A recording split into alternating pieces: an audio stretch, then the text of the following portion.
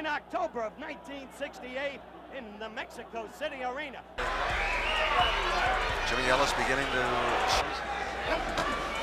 Both men exchanging, and that looks like Steele looking into his eyes. There's a left uppercut as Foreman moves combination that sends him reeling against the ropes. There's a left to the head, a right. He's some pretty good short punches himself. Uppercut hurt him. Trying to throw some milk bombs downstairs. He's really not trying to hit the body. In the bargain as Coulter threw a right hand. Out by Ali in 12 rounds. Foreman getting more.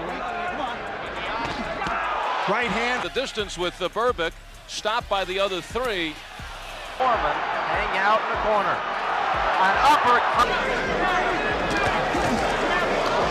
Good inside. Oh, and about how to survive, because he's got a minute and 8 seconds left. Oh, and that's it. And I don't think. The lead uppercut is one of the least common punches seen in boxing. George Foreman was exceptional at finding ways to sneak in damaging lead uppercuts on his opponents when he made his way into punching range. He would set this punch up by working it into his combinations, he would use it to counter his opponent's punches, and he would use it as a mix-up with his left hook to the body. Let's watch him use it in combination. So here you see a 1-2, and then Foreman steps over to change the angle and square up his opponent, and this opens up the left uppercut. In this combination, we're going to see him show his right hand and go into the lead uppercut. The right hand isn't meant to land, it's just a distraction to set up his uppercut. From there, we see him shoot a 1-2, and we notice his opponent brings his right hand up to hold the phone to block the left hook. That's because the left hook would be the conventional ending to this combination, making this a 1-2-3 combination. After throwing the right hand, throwing the left hand would naturally put Foreman back into his boxing stance, and the left hook is the punch that is the most conventional.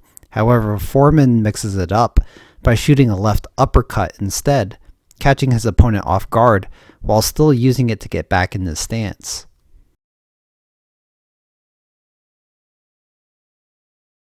And here's another example of Foreman throwing a right hand and then covering himself getting back into position by shooting a left uppercut. As mentioned earlier, Foreman also used the lead uppercut as a counter, timing it with his opponent's punches.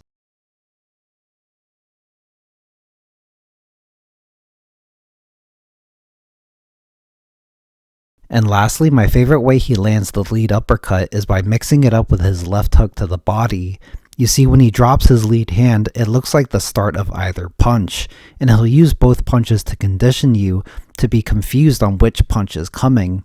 As you can see here, Foreman drops his lead hand low, and then it ends up shooting the hook to the body. Then here, he drops his lead hand low again, but instead shoots an uppercut up the middle. You see, trying to block the body hook by covering the sides leaves an opening up the middle, and blocking the uppercut by covering the middle leaves an opening for the hook around the guard. In other words, the defense for one punch leaves an opening for the other punch, so this is a very dangerous mix-up.